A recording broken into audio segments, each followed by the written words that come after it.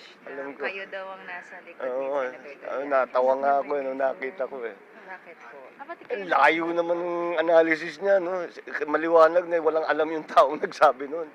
Because it makes no sense. It makes no sense. Sinasabi, it is an NP move. Eh kung NP move, bakit si Trillanes lang ang lumipat? O it's a coup against, wala namang nangyari. Wala namang pinag-usapan na change of leadership eh.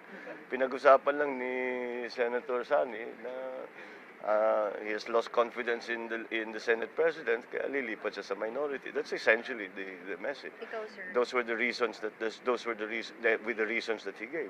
Pero kayo, sir, after nung kahapong exchange, kamusta po ang confidence ng kay Senate President?